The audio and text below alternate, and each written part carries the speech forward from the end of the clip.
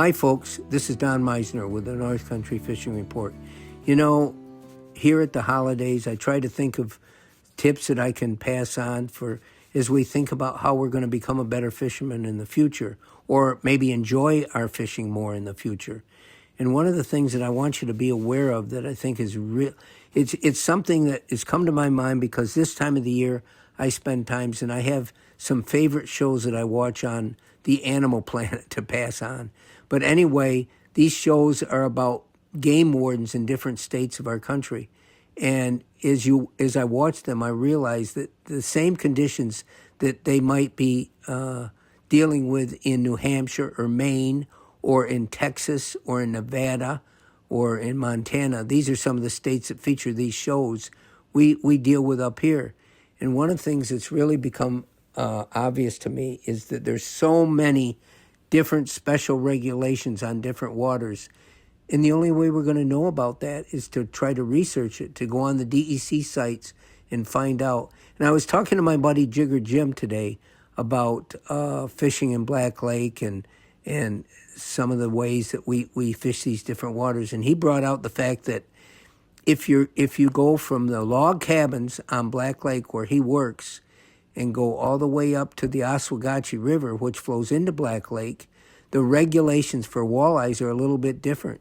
If you're fishing in the Oswegatchie, and this isn't in the St. Lawrence River, but in the Oswegatchie River, the walleyes only have to be 15 inches for you to keep. However, if you would, let's say you're fishing in Black Lake and you take your boat and go all the way up to the Oswegatchie River, which is accessible by going up Black Lake, and you catch some walleyes and they meet those regulations, and then you travel back into Black Lake where the walleyes have to be 18 inches to keep. And so now if you're stopped by a game warden in Black Lake and you've got 15, if you say there's 3 people in the boat, you're each allowed 3 fish to keep. And you've got 9 fish that are just a bit over 15 inches. And your boat is now in Black Lake, that now you're breaking the law. And it's really important that we realize some of these things. There's different regulations for every species on different waters, and especially in our area too. And it really would behoove you, if you want to fish legally, to know what these regulations are. There's water in the state where you can't keep trout past a certain size, or the number of trout you can keep is different in one river than maybe another.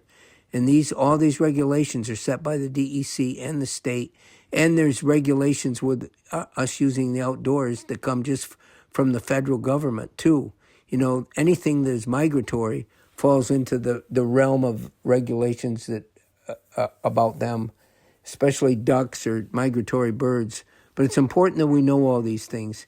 And I just wanted to give you a heads up as you plan for the new season, that it might really be important for you to really look at the guide. When you buy your license to fish in New York State, there's a guide that comes with it that you can pick up wherever you buy your licenses, and that's free. And that lists all the waters in every county and the different laws that pertain to those waters. So it's and you can't memorize them all, I know. So it's important to have that information with you so that you don't break the law and you can enjoy the special fishing that we have. Until next time, folks, this is Don Meissner with the North Country Fishing Report.